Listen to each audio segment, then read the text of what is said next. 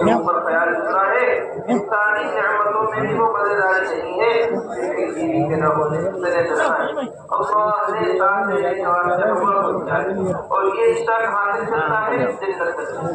والدین کی جنت الگ ہوگی، بہن بھائیوں کی جنت الگ ہوگی، بچوں کی جنت الگ ہوگی، سب کی جنتیں الگ الگ ہوگی۔ ساتھ سے جو ہوگی جنت میں وہ میاں بیوی کے ساتھ ہیں، بے شک ساتھ ہوگے میاں بیوی آپس میں ساتھ ہیں۔ جتنا اہمیت کا رشتہ ہوتا ہے اتنی ہی اس کی حفاظت ضرورت ہے۔ حضور اکرم صلی اللہ علیہ وسلم نے ارشاد فرمایا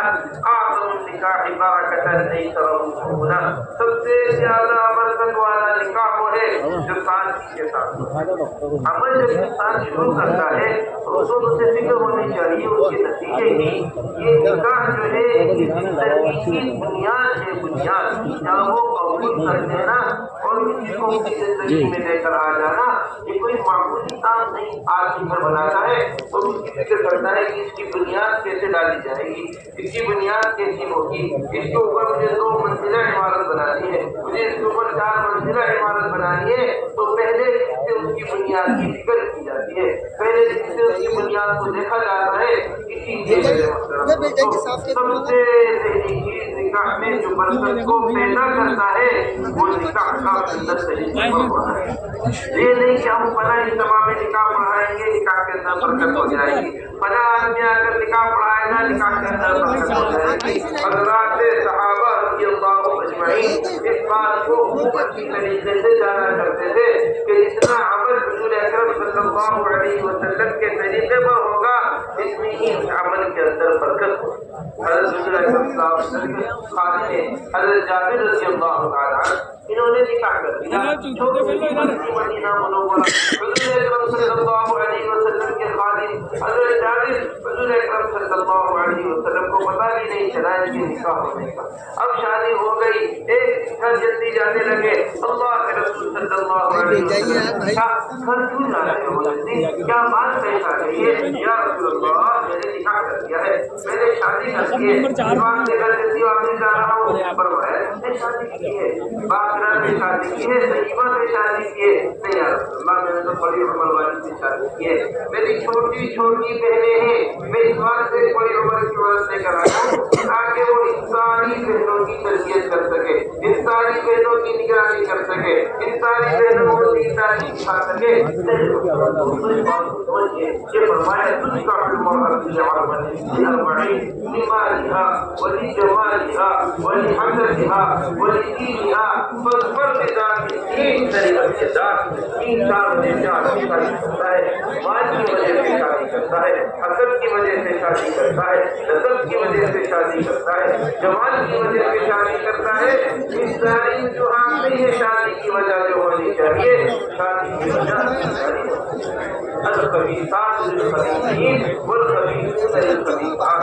والطیبات للطیبین والطیبون للطیبات۔ اچھے لوگ نیک لوگوں کے لیے ایک چیزیں ہوں گے، ان سے ایک سب سے بہترین تلاش کرنی چاہیے۔ ہم لوگ جماعت تلاش کرتے چل رہے ہیں۔ مشکات شریف کی روایت ہے حضور اکرم صلی اللہ علیہ وسلم نے ارشاد فرمایا کہ اللہ جل جلالہ عما نوالہ نے رشتے پہلے متعین کیے ہیں، شکل بعد میں بدل جب رشتے پہلے متعین کر دیے اور شکل کیا بنی ہے بعد میں۔ مجھے تو فلاں پسند نہیں آ رہی، مجھے تو فلاں اچھی لگ رہی ہے، مجھے تو فلاں پسند نہیں آ رہی۔ شادی کی ساری عمر آدمی اسی میں گزارتے تھا، یہ پسند ہے یہ پسند نہیں ہے، یہ پتہ نہیں کہ اس کے پیدا ہونے سے 50,000 سال پہلے اللہ لکھ چکے ہیں اس سے شادی ہونی ہے، اس کے ساتھ تو ساری چیزوں سے ہٹ کر سب سے زیادہ برکت میں ہے کہ ہم نکاح کو سادگی کے اوپر لے کر آئے، ہم نکاح کو حضور اکرم صلی اللہ علیہ وسلم کے طریقے کے اوپر لے کر آئے۔ جس عبادت سے بھی حضور اکرم صلی اللہ علیہ وسلم کا طریقہ نکل جاتا ہے اس کا اثر ختم ہوتا جاتا ہے۔ نماز کا ایک فائدہ ہے، نماز کا ایک اثر ہے، ان الصلاۃ تنہی عن الفحشاء والمنکر، نماز برے کاموں سے انسان کو روکتی ہے، نماز بری باتوں سے انسان کو روک دیتی ہے، لیکن جب یہی نماز اپنے اصل سے ہٹ جائے، جب یہی نماز اپنی سنت طریقے سے ہٹ جائے، تو بجائے برے کاموں سے روکنے کے، بجائے بری باتوں سے روکنے کے، انسان کو مزید بری اللہ سے مزید دور کر دے، انسان کو اللہ سے مزید دور کر دے، بجائے اللہ کے قریب لے کر جانے کے اللہ سے دور کر دے۔ وجہ کیا بنی ہے اس کی؟ وجہ یہ بنی ہے کہ اس میں سے سنت طریقہ ختم ہے۔ عبداللہ بن عمر رضی اللہ عنہ، عبداللہ بن عباس رضی اللہ عنہ کا بظاہر قول ہے جو حضرت شیخ نے فضائل اعمال کے اندر نقل کیا ہے کہ اگر نماز اپنے طریقے سے ہٹ جاتی ہے اللہ سے دوری کا ذریعہ ہوتا ہے۔ اسی طرح نکاح کا فائدہ تو حدیث شریف کے اندر بیان کیا گیا ہے کہ نکاح اغض للبصر واحسن للفرج، نکاح شرمگاہ کی حفاظت ہے، نکاح میں نگاہوں کی حفاظت ہے۔ جب نکاح سنت طریقے سے نہیں ہوتا، یہودیوں کے طریقے پر نکاح کیا جا رہا ہے، نصارہ کے طریقے پر نکاح کیا جا رہا ہے، غیروں کے طریقوں پر نکاح کیا جا رہا ہے، تو یہ نکاح مودت اور محبت کا ذریعہ نہیں ہوتا بلکہ لڑائی جھگڑوں کا ذریعہ ہوتا ہے۔ عدالتیں نہیں ہے، مقدمات لگ رہے ہیں، ایک دوسرے کے علاوہ جھگڑے ہو رہے ہیں، نگاہوں کی حفاظت نہیں ہو پا رہی ہے، شرمگاہ کی حفاظت نہیں ہو پا رہی ہے۔ اس کی بڑی بنیادی وجہ کیا بنی ہے؟ بڑی بنیادی وجہ یہ بنی ہے کہ نکاح کو جس طرح سنت طریقے پر کرنے کا حکم دیا گیا تھا اس طرح نکاح کو سنت طریقے پر نہیں کیا گیا۔ اس بات سے تو نکاح کو سب سے پہلے رسومات سے بچانے کی ضرورت ہے۔ جتنا ہم اپنے نکاح کو رسومات سے بچائیں گے، جتنا ہم اپنے نکاح کو غیروں کے طریقوں سے بچائیں گے، اتنے ہی نکاح کے اندر برکتیں ہوتی چلی جائیں گی، نکاح کے اندر اچھے ہوتی چلی جائیں گی۔ حضرات صحابہ رضی اللہ اجمعین کیا ایک انسان کی سے نکاح ہوا، حضور صلی اللہ علیہ وسلم نے 11 نکاح کیے ہیں، اور ان سارے نکاح کے اندر صرف ایک نکاح ہے حضرت زینب رضی اللہ تعالی عنہ سے جو ہوا ہے اس کے اندر گوشت بنا ہے، اس کے علاوہ کسی نکاح کے اندر گوشت نہیں، کسی نکاح کے اندر کیا نہیں، کسی ولیمے کے اندر نہیں، کہیں پنیر کھلا دیا گیا، کہیں کھجوریں کھلا دی گئی، کہیں کچھ کھلا دیا گیا، کہیں کچھ کھلا دیا گیا۔ حضرت حضور اکرم صلی اللہ علیہ وسلم فرماتے کہ یہ لو تمہاری ماں کا ولیمہ ہے، یہاں کھجور کھا لو، تمہاری ماں کا ولیمہ ہے، یہاں شہد کھا لو، یہاں جو ہے کھجوریں کھا لو، تمہاری ماں کا ولیمہ ہے۔ میرے محترم دوستو، ایک ہی ساتھی کے ساتھ حضور اکرم صلی اللہ علیہ وسلم کے یہاں نکاح ہوا کرتے تھے۔ بس اب ہماری سب سے پہلی ذمہ داری اس بات کی ہے کہ ہم نکاح کو اس طریقے پر لے کر آئے جو حضور اکرم صلی اللہ علیہ وسلم کا طریقہ تھا، جس کے اندر سب سے پہلی چیز یہ ہے کہ اس کے اندر رخصتی کی جو ہمارے یہاں آج کل بدعتیں شروع ہوئی ہیں کہ ہم بیٹی کو رخصت کرنے کے واسطے طرح طرح کی چیزیں لگا رہے ہیں، ہم بارات لے کر جا رہے ہیں، طرح طرح کے لوگوں کو ساتھ لے کر جا رہے ہیں۔ میں اپنی بیوی کو لینے کے واسطے جا رہا ہوں، سلمان فارسی کا بڑے ہونے کا واقعہ سلمان فارسی رضی اللہ تعالیٰ عنہ نے انصار کے گھر میں شادی، اب جب شادی کرنے کے بعد گھر کے اندر تشریف لے گئے تو گھر کو سجایا ہوا تھا شادی کے بعد، پردے لٹکائے ہوئے تھے کافر ضرور شادی کے واسطے۔ حضرت پہنچے وہاں پر سلمان فارسی تو دروازے کے اوپر رکے اور گھر پر کھڑے ہو کر کہنے لگے، ارے بھائی تم نے اتنے پردے لٹکائے ہوئے ہیں گھر کے اوپر، تمہارے گھر کو بخار ہو گیا کیا؟ بخار کی وجہ سے اس کے اوپر پردے لٹکائے ہوئے ہیں، یہ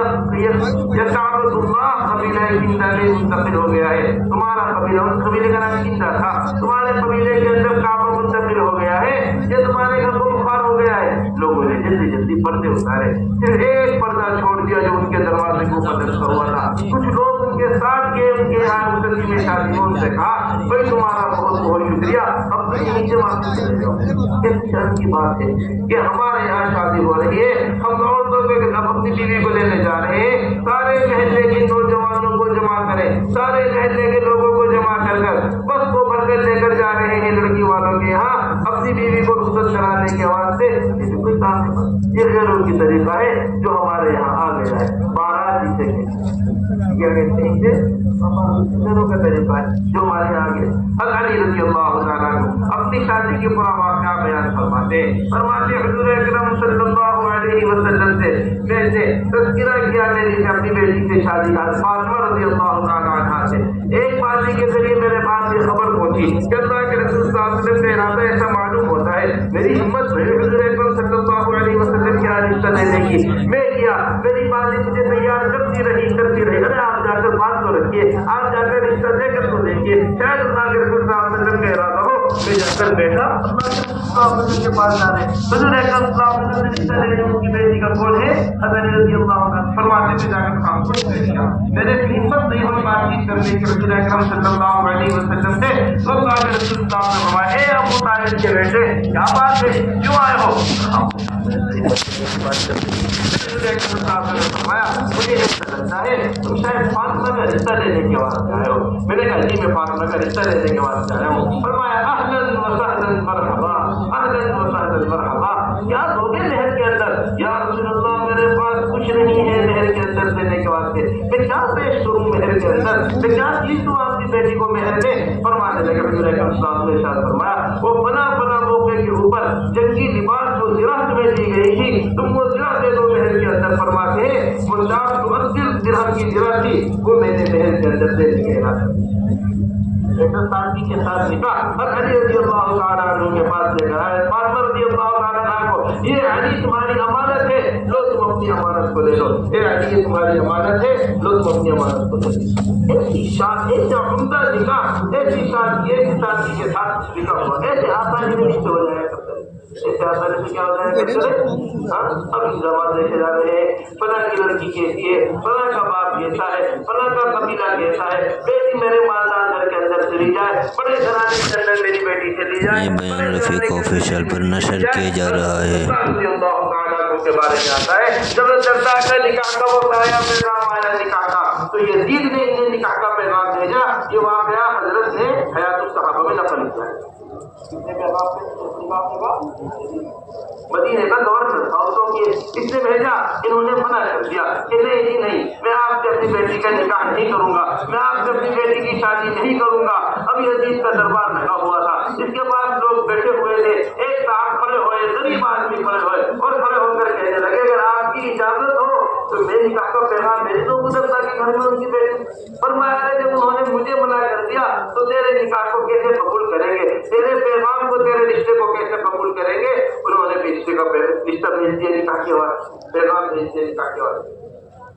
جیسے ہی پیغام پہنچا ابو درداء رضی اللہ عنہ نے فوراً اسے قبول کر دیا۔ پورے مدینہ منورہ میں یہ بات پھیل گئی، یزید کو انکار کر کرے غریب آدمی کے ابو درداء نے اپنی بیٹی کی شادی کر دی۔ لوگ جمع ہوئے ابو درداء رضی اللہ عنہ کے پاس، کیا آپ نے کیا کیا؟ اتنا اچھا رشتہ، اتنا بڑا رشتہ آیا تھا، آپ نے اس کے انکار کر کر ایک سے شادی کر دی۔ فرمایا بھائی مجھے اپنی بیٹی کی آخرت کی فکر، مجھے اپنی بیٹی کی فکر تھی،